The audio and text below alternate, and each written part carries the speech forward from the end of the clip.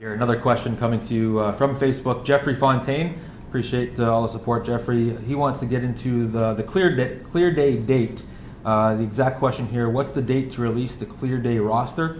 And do we expect any players like Savard, Lebda, or Johnny Moore to make a return from Columbus? Well, that's another question that comes up quite frequently to me around this time. First of all, the NHL trade deadline, as most fans know, is February 27th at 3 o'clock.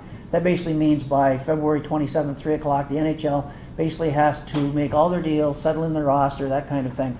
Our clear day date that he's referring to is a week later. It's March 5th at 3 o'clock. And that means on March 5th, we have to submit our 22-man roster to the American Hockey League. And after that time, the only players we can add to our roster have to be under emergency conditions and have to come from a league lower than ours. The exception being you can add college players or junior players whose careers have ended late in the season. They come in and they sign a tryout form. You saw that last year with Bogosian, Paul Danton, Wade McLeod, where we brought guys in at the end of the year. The NHL teams, after our clear day period, are allowed to call players up under emergency conditions, or they're entitled to 4 free recalls.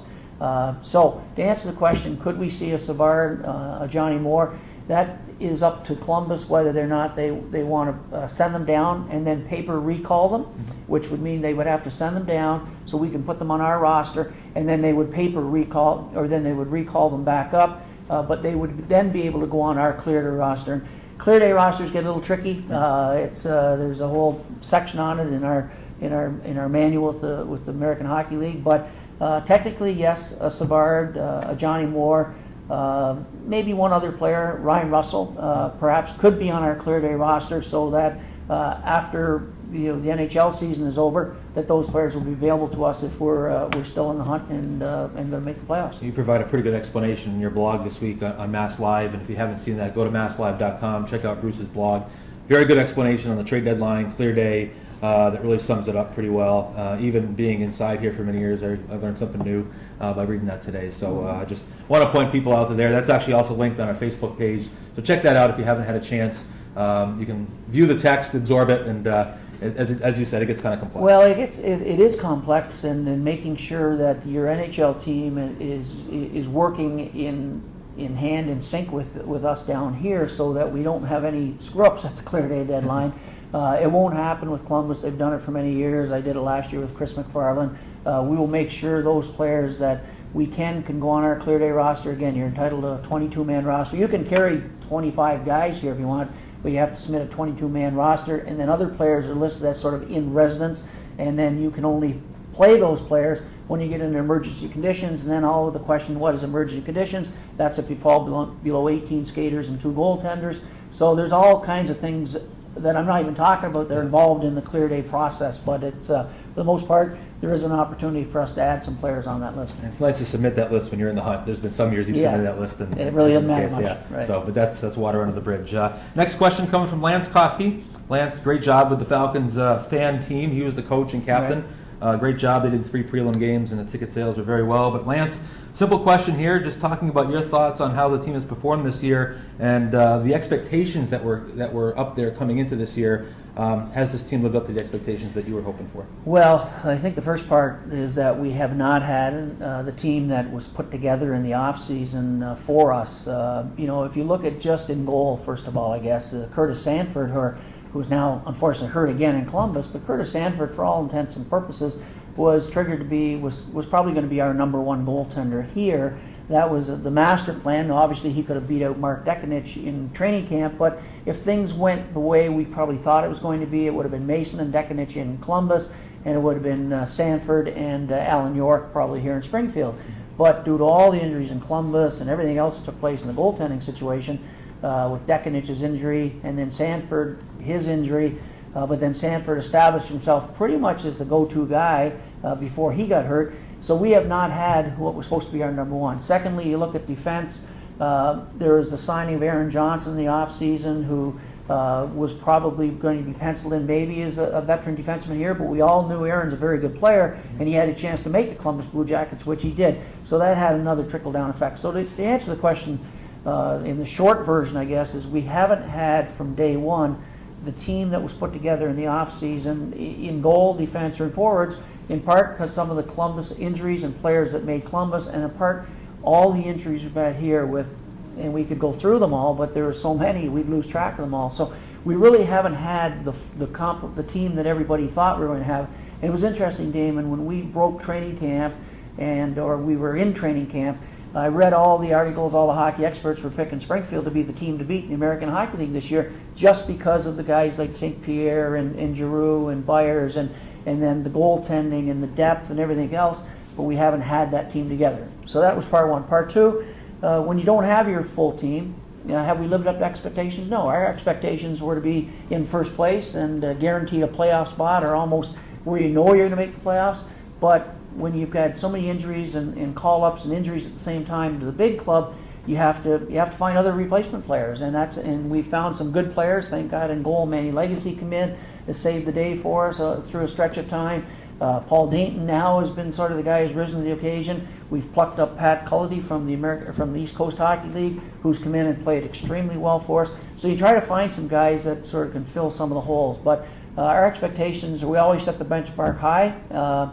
Unfortunately, we're not quite where we want to be, but hopefully we can put it together here in the final several weeks of the season and end the season on a strong note. But if you look at the playoffs and the conference format, you could very easily have 85, 86 points this year and not make the playoffs. It's going to be very difficult. Only 8 teams make it, so it's going to be a battle right to the end. Sure. Damon Markowitz along with Bruce Landon, another weekly webisode coming to you inside the Mass Mutual Center here, presented by DK's Hockey and Lacrosse, 1 Choir Road, down Enfield, Connecticut, at the Enfield Twin Rinks.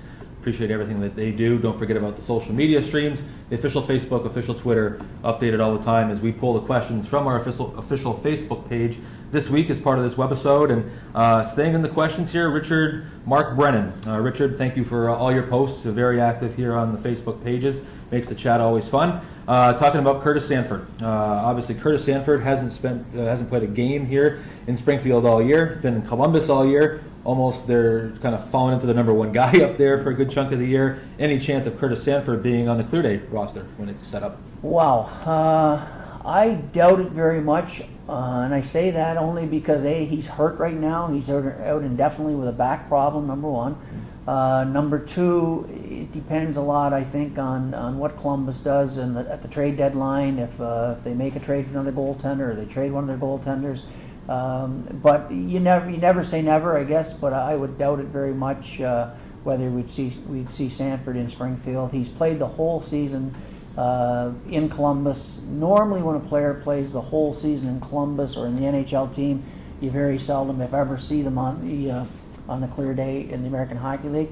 There are exceptions. I think if I go back in my history, I can probably think of 1 or 2, but in goaltending, a little bit different. I think, in fairness to that question, I think we'd have to wait and see what Columbus does over the next, 11 days before the 3 p.m. on the 27th. Absolutely. Staying with the questions here through Facebook from Seth Dussault. We all know Seth very well. The other captain of those fan games that we've seen a lot this year. Seth on here quite a bit. And his question to you is, how happy are you, Bruce, with the league's current alignment and unbalanced schedule? Now that we've had almost a full season to see it in action, would you change the divisions up at all or the schedule at all? Well, a lot of thought by a lot of people goes into this at the Board of Governors meetings. It's not just the president of the American Hockey League, it's the governors weigh in on this, and you never come away with A, the perfect schedule, or B, the perfect number of opponents you'd like to play. I've said this before. Some people have asked, why don't we play Chicago, just using them as an example. Well, it works the other way too. Chicago has to want to play us because if they're going to play us, they have to eliminate somebody else from their schedule. So it's very tricky to get the games you want against certain teams. Without going into a lot of detail, there was one team I wanted to play this year, but unfortunately they were not able to play us this year because they didn't want to drop an opponent where they thought it would be better for them. When you're in this kind of conference playoff, you would ideally probably like to see a little bit more of a balanced schedule. But as soon as you start adding a balanced schedule in the mix, it just drives the travel costs, not just for us, for other teams as well, through the roof. So because we went into a balanced schedule format, rather than playing a Connecticut team who is by far our best draw and our best rivalry, you would have to drop a number of games against them to pick up games against other teams in the conference, which will then, A, it hurts you in 2 ways. It brings in a team that we don't draw nearly as well, and also drives your travel costs up going to some of these other outposts or these other cities in the conference. So it's really tough to find that perfect mix. I think what you'll see, as it always happens, after the season's over, after the playoffs are over, there will be a lot of discussion regarding the unbalanced versus balanced schedule, or trying to find a better mix, and the playoff format, and all those things are always discussed, and we'll take a chance to look back at it. But it's never easy to find the perfect mix for a lot of different reasons. And again, the conference format, you would like to see more of a balanced schedule, but again, for not just us, for other teams, it just drives your costs up incredible.